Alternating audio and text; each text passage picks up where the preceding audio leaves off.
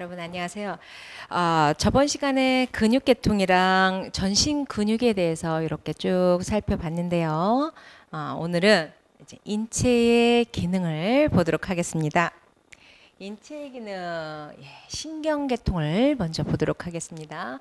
신경계통인데 우리 신경 뭐예요? 우리 신경이 살아 있어야만이 감각을 느낄 수가 있는 거죠. 이게 바로 신경이에요. 그럼 신경계통을 보도록 할게요. 구조의 기능을 보면 감각 기능이에요. 우리 인체에서 자극을 받아.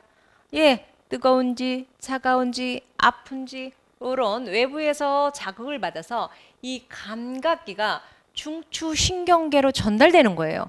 그래서 내가 느낄 수 있게끔 하는 그런 감각 기능이 있고요. 그 다음에 운동 기능이 있어요. 중추신경계에서 명령을 내려서 반응을 하는 거야. 그걸 수축하거나 이완을 해서 우리가 움직일 수 있게 되는 거예요. 그런 운동의 기능이 있어요. 그 다음에 통합 기능. 이 중추신경계로 감각 기능이랑 운동 기능이랑 중추신경계로 이렇게 알렸잖아요. 그랬을 때 이 감각 뉴런과 운동 뉴런이 연결돼서 기관을 적절하게 조절하는 그런 기능을 가리켜서 통합 기능이라고 이렇게 보시면 돼요. 그러면 얘 뉴런, 얘 운동 뉴런, 얘 연합 뉴런인데 그럼 뉴런이라는 게 뭐냐? 뉴런이라는 게 바로 신경 전달의 구조적, 기능적 최소 단위예요. 그거를 가리켜서 뉴런이에요.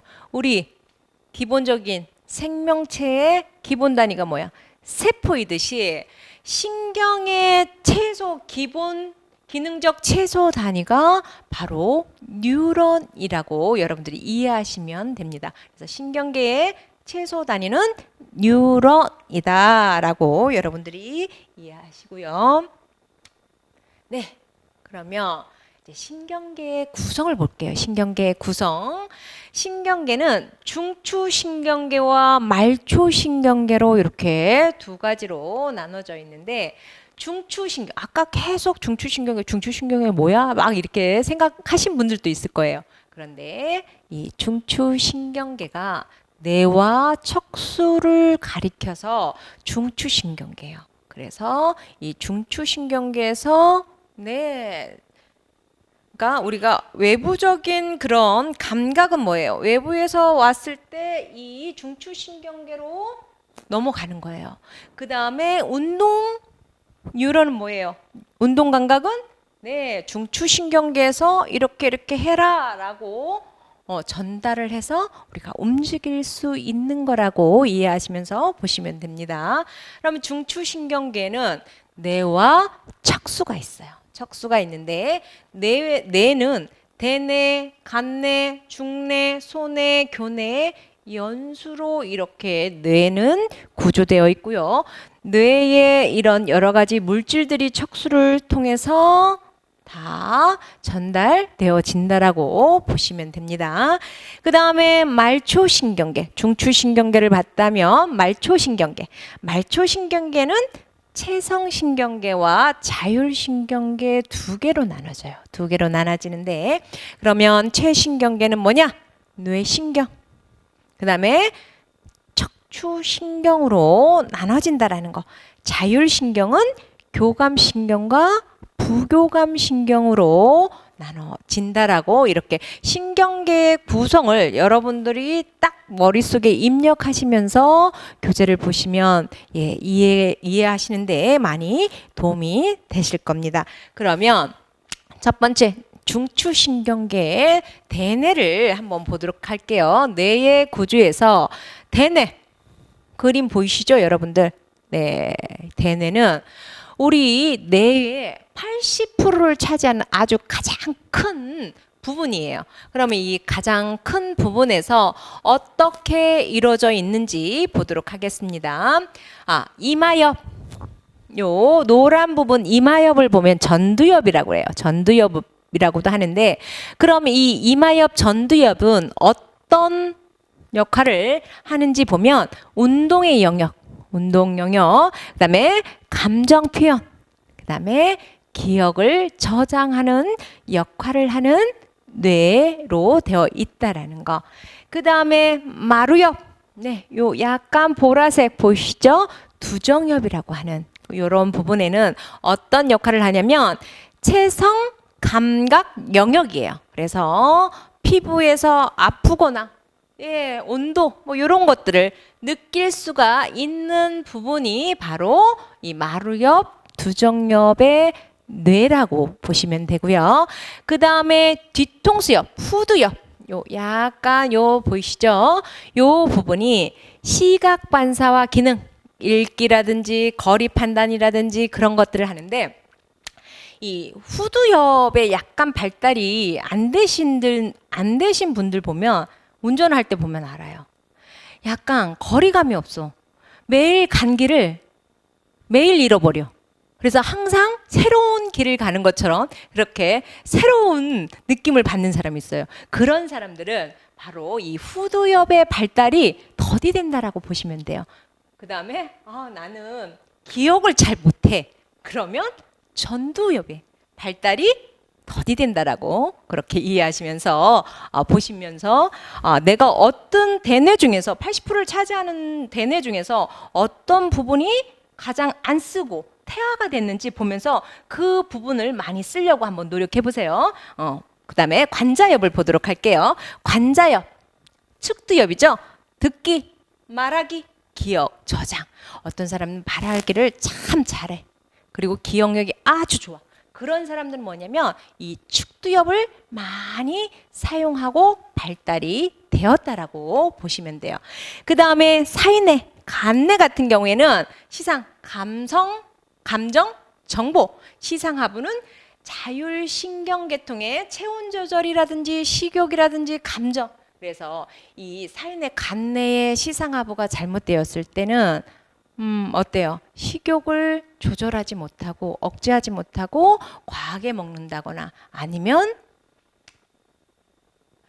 먹지 않는다든지 그런 증상이 나타난다라고 보시면 돼요.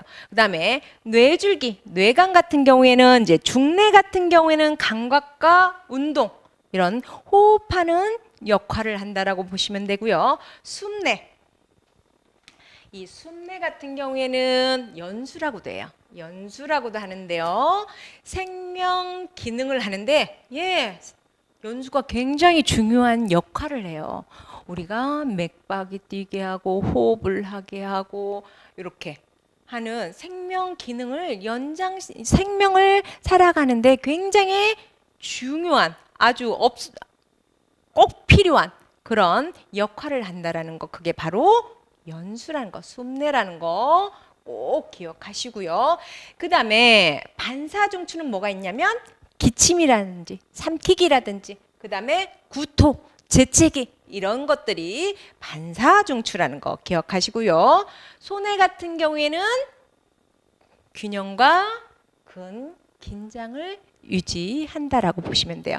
그래서 여기 뇌의 구조에서는 여러분들 이 대뇌를 꼭 기억하세요.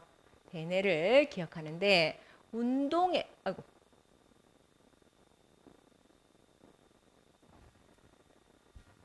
운동의 영역이라든지 기억을 저장한다든지 이렇게 그 다음에 이런 역할을 한다라는 거 꼭 기억하시고요. 연수 같은 경우에는 생명의 기능을 하는데 심박수라든지 혈압이라든지 기침이라든지 구토 이런 것들에 관여한다라는 거 이해하시면서 보시면 됩니다. 이제는 말초신경계를 볼게요. 말초신경계에서 체성신경계와 자율신경계로 이렇게 나눠져요. 체성신경계와 자율신경계로 나눠지는데 한번 보도록 할게요. 체성신경계는 뇌신경이 12쌍으로 되어 있고요. 척추신경이 31쌍으로 되어 있습니다. 그래서 내가 이렇게 노란 걸로 해놓은 건 뭐냐면 시험에 나온다라는 거예요. 나왔다는 거죠. 앞으로도 나올 수도 있고 안 나올 수도 있지만 나왔었던 거예요.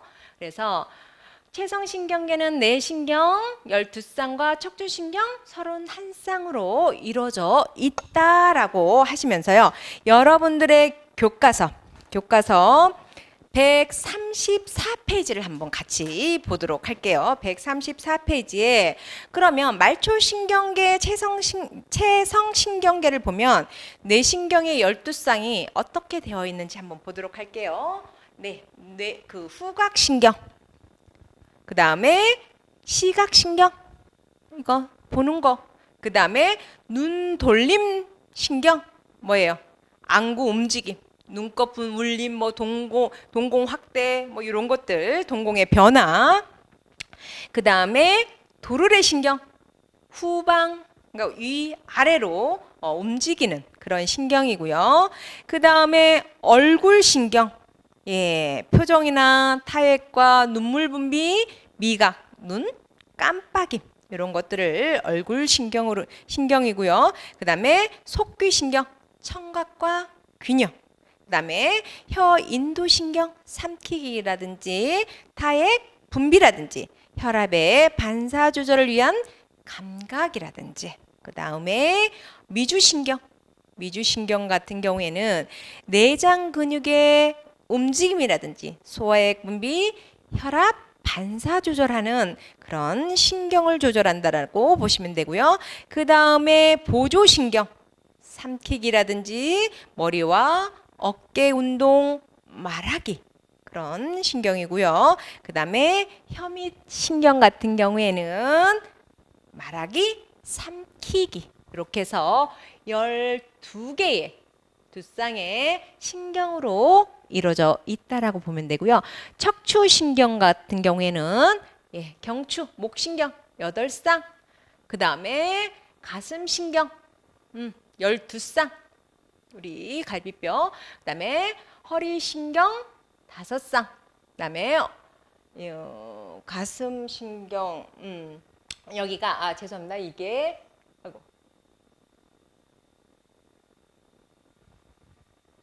이게 흉신경이에요. 흉신경. 뭐냐? 우리 흉추, 허리, 척추죠? 그게 12쌍으로 이루어져 있다라고 보시면 되고요. 그 다음에 허리, 요추 5쌍, 그 다음에 엉치 5쌍, 꼬리신경 1쌍으로 이렇게 이루어져 있어서 31쌍으로 이루어져 있다라고 보시면 됩니다. 그래서 체성신경계는 뇌신경과 척추신경계로 이루어져 있다라고 이해하시면서 그 다음에 자율신경계로 넘어갈게요. 자율신경계는 얘는 대뇌의 지배를 받지 않아요. 이게 뇌신경과 척추신경은 대뇌의 지배를 받아서 이렇게 우리가 움직이고 우리가 다 반응을 하게 되는데 이 자율신경계는 대뇌의 지배를 받지 않고 자율적으로 조절이 돼요. 어디에서? 간내와 연수에서 자율적으로 이렇게 지배를 받는다라고 보시면 돼요. 그러면 어떤 것들이 자율신경계에는 있냐면 교감신경과 부교감신경이야. 기량작용 딱 나왔네. 기량작용 딱 하면 뭐예요? 서로 반대되는 작용이에요. 아까 근육에서도 기량근 나왔잖아요. 기량근 서로 반대되는 작용. 여기서도 기량작용 뭐야? 반대되는 작용이라고 이해하시면서 보시면 돼요. 그래서 교감신경과 부교감신경은 서로 반대되는 작용이잖아요. 교감신경 같은 경우는 우리가 활발하게 움직일 때 발달되는 신경이고요. 부교감신경 같은 경우에는 우리가 편안하게 쉴 때 활동하는 신경이라고 보시면 돼요. 뭐 예를 들어서 그거죠. 이렇게 내가 활동을 할 때는 눈의 동공이 확대가 되겠죠. 그런데 잠깐만요. 아니죠. 교감신경 할 때는요. 동공이 이렇게 확대가 되는데 내가 부교감 편안하게 쉴 때는 어때요? 동공이 약 축소가 되겠죠. 이런 식으로 내가 활발하게 움직일 때 발달하는 게 교감신경. 내가 편안하게 쉴 때 잠을 잘 때라든지 그럴 때 하는 게 부교감 신경이다라고 여러분들이 이해하시면서 보시고요.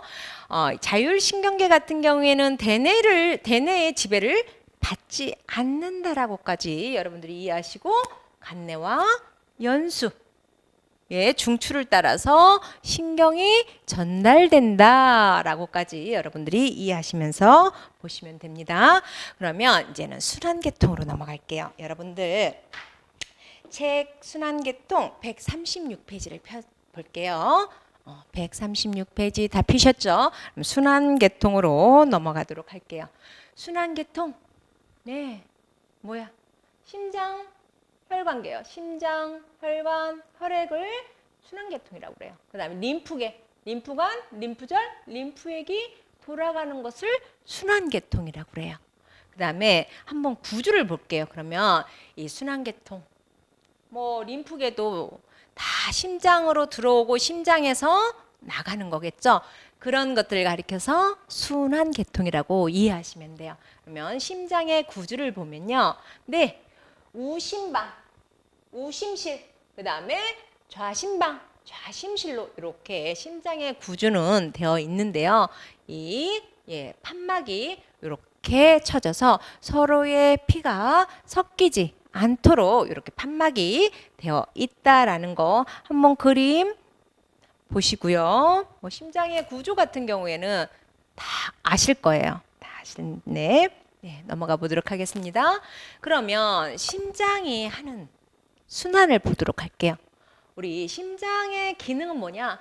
체순환과 폐순환이에요. 체순환은 우리가 전체의 피에 흐르는 거고, 폐순환 같은 경우에는 뭐예요? 산소, 이산화탄소를 가지고 순환하는 것을 가리켜서 폐순환이라고 그래요. 그러면 체순환 여기 써 있죠? 산소와 영양분을 공급하고 이산화탄소 노폐물을 받아 들어와요. 그 다음에 폐순환은 이산화탄소와 산소를 교환하는 것을 가리켜서 폐순환이다라고 되어 있어요. 그러면 한번 보도록 할게요. 체순환, 예, 좌심실에서 먼저 나가요. 좌심실에서 새로운 피. 그러면 좌심실, 우리가 1분에 좌심실에서 이렇게 빡 품어져 나가는데 몇 번의 맥박이 이 피가 밖으로 펌프질을 할까요? 네, 거의 1분에 60에서 100회까지, 많으면 100회까지 하는데 평균적으로 우리가 이 펌프를 하는 게 1분에 72회 정도 그렇게 펌프를 하는데요. 그러면 혈액량이 심장에서 좌심실을 통해서 대동맥으로 나가는데 양이 한 어느 정도일까요? 어느 정도냐면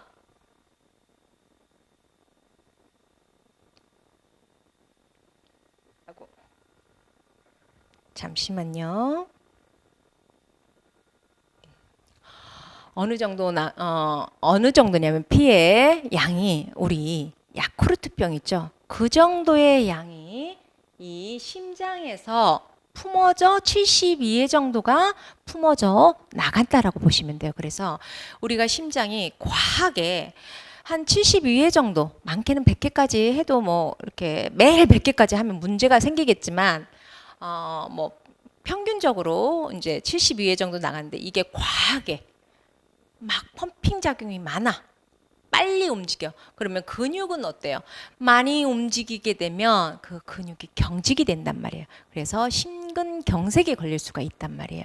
그래서 적당히, 그러니까 피의 혈류량이 적당히 품어져 나가고 적당히 혈류량, 속도를 유지하면서 심장으로 돌아와야 돼요. 근데 이게 빠르거나 느리거나 하면 심장에 무리가 갈 수 있고 심혈관 질환을 앓게 되는 거예요. 그러면 이건 정상적으로 우리가 좌심실에서 아주 깨끗한 영양분과 산소를 가지고 이제 나갑니다.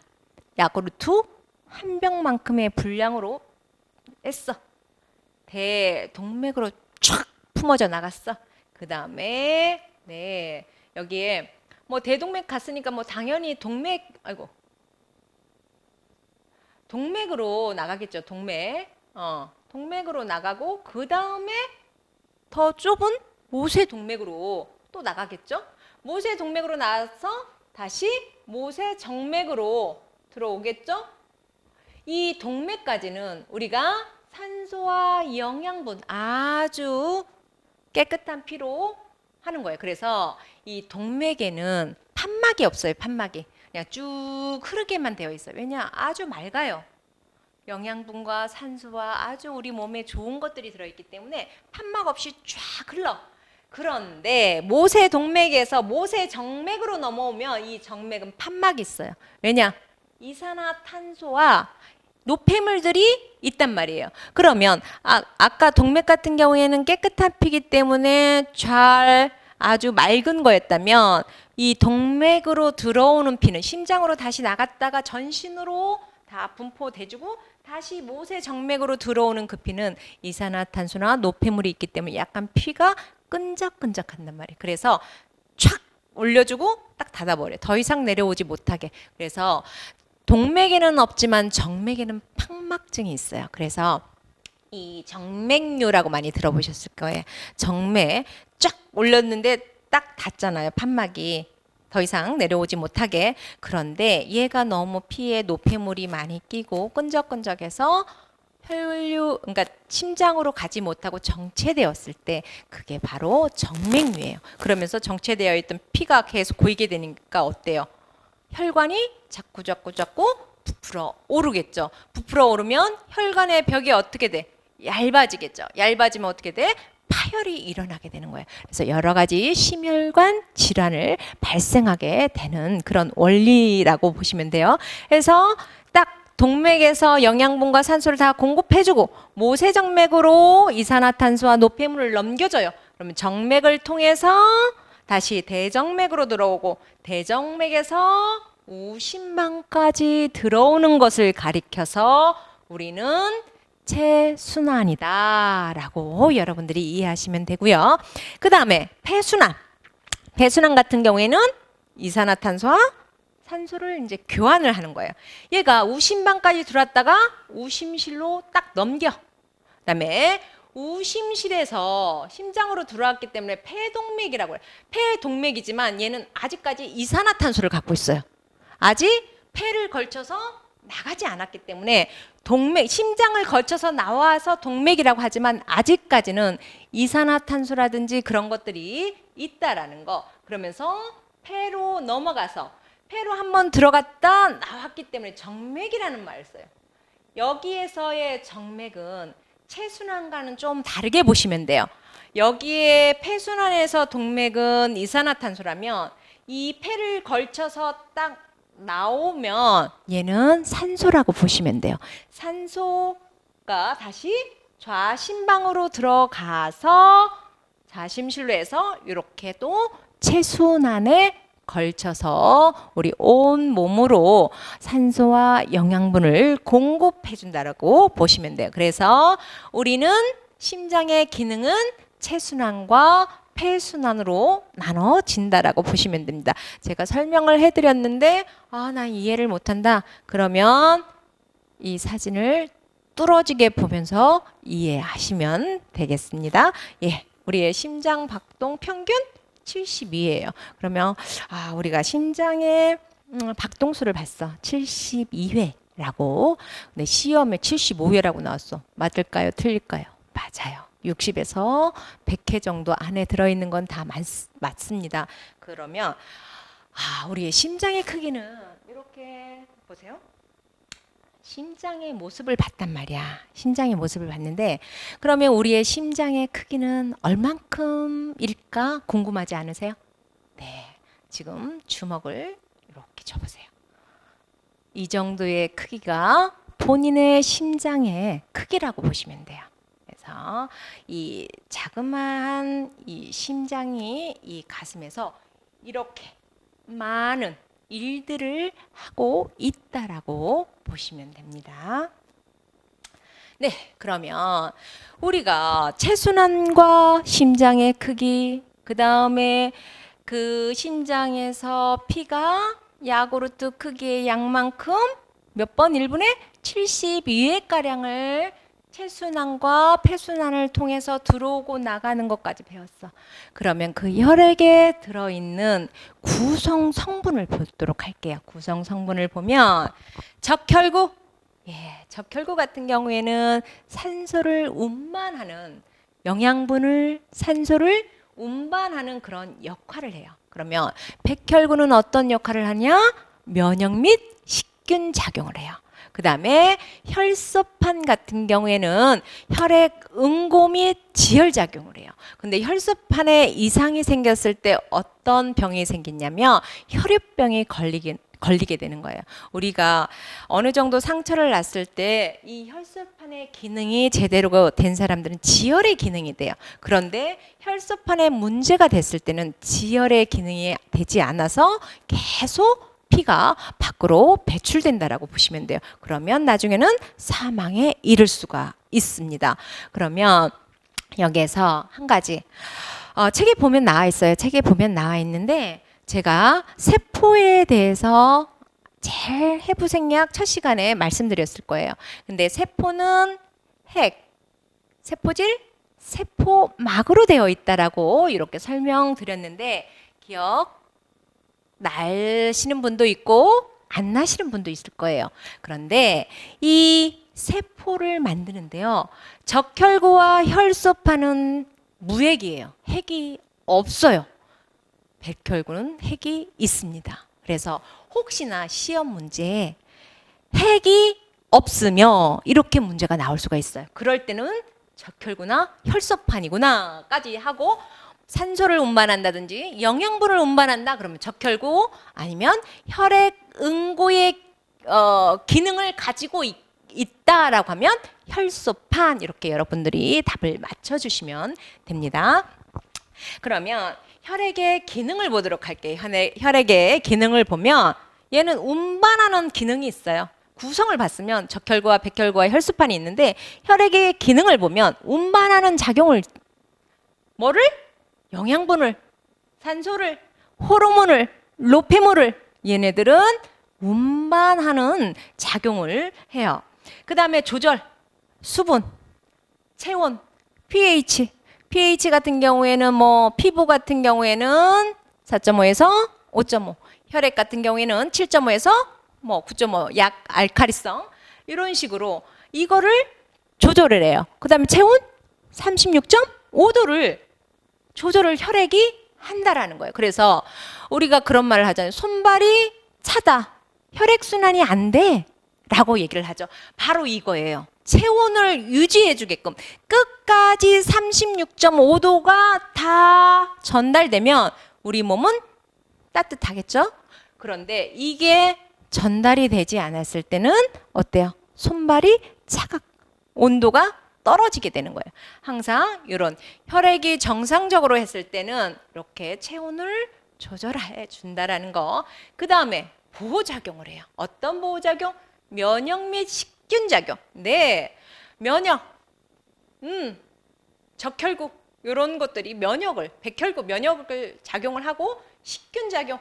그러니까 감마글로불린 항체는 뭐냐면 적혈구에서 생성되는 거예요. 적혈구에서 면역 항체라고 보시면 되고요. 식균 작용은 백혈구라고 보시면 돼요. 무언가를 들어왔을 때 잡아먹고 찌꺼기를 없애고 이런 작용을 하는 것이 백혈구라고 보면 되고요. 이 면역에서 적혈구는 감마글로불린이라는 항체를 만들어내서 내가 건강한 몸이 되게끔 유지를 해주는 그런 거라고 이해하시면 돼요. 그래서 감마글로불린 딱 하면 얘는 뭐냐? 얘 적혈구예요. 적혈구. 그 다음에 식균작용 얘는 백혈구 이렇게 이해하시면서 보시면 돼요. 그 다음에 지혈작용. 혈소판이 지혈작용을 한다라고 보시면 됩니다. 그러면 가끔가다 또 이렇게도 나와요. 이 지혈작용이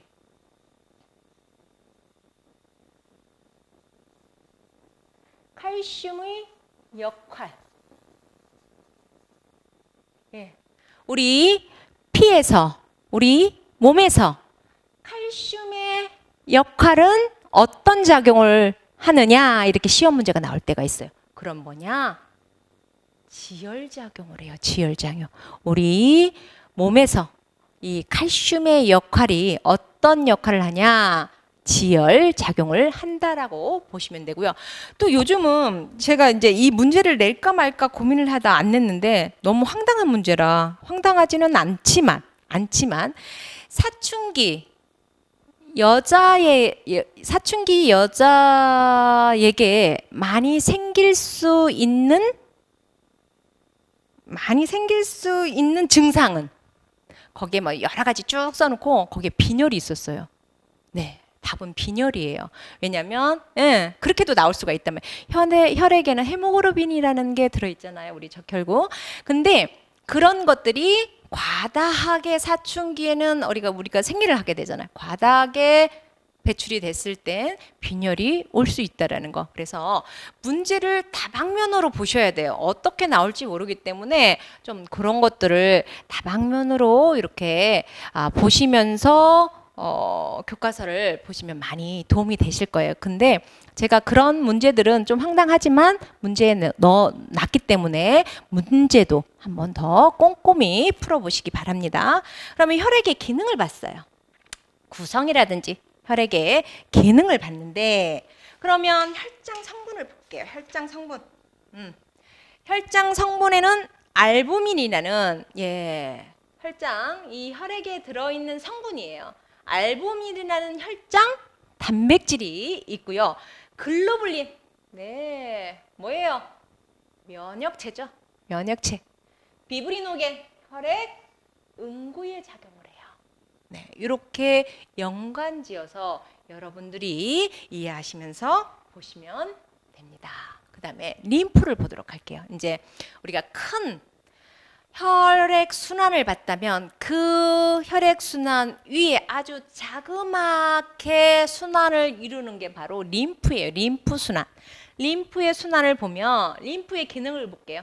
얘는 면역 항체를 수송하고 식균 작용 및 이물질을 작용해. 식균 작용 따는 뭐 새로운 세균들이 들어왔을 때 잡아먹고 뭐 이런 것들을 식균 작용이라고 보면 돼요. 그다음에 이물질을 제거하는 그런 작용이 있다라는 걸 꼭 제가 깜짝 놀랐네요. 꼭 기억하시기 바랍니다. 그래서 림프의 기능은 면역 항체 수송과 식균 작용 및 이물질 제거다라고 여기에서 이물질을 제거하고 나서 심장으로 보내주게 되는 거예요. 그러면 림프의 구성을 볼게요. 림프구 어떤 역할을 하냐? 면역 반응을 해요. 누가? 백혈구가. 림프장 물질을 운반하고 항상성 유지. 항상성이라는 게 그거예요. 내 몸을 항상 똑같이 유지해 주는 거예요. 그래서 이 항상성 때문에 우리가 다이어트를 못하는 거예요.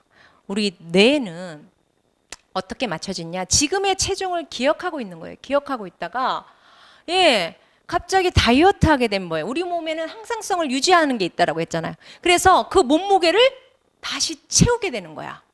그래서 우리가 그 항상성, 세트 포인트가 다시 맞춰지는 데는 3개월에서 6개월이 걸려요. 그래서 어떤 것을 변화를 주려면 내가 다이어트를 한다든지 체질 개선을 한다든지 그랬을 때 우리가 최소 3개월에서 6개월을 꾸준히 유지해줘야 뇌의 세트 포인트에 딱 맞춰져서 이 항상성을 유지해서 그대로 유지할 수 있다는 거예요. 그런데 그 3개월에서 6개월을 유지 못했을 때 우리는 어때요?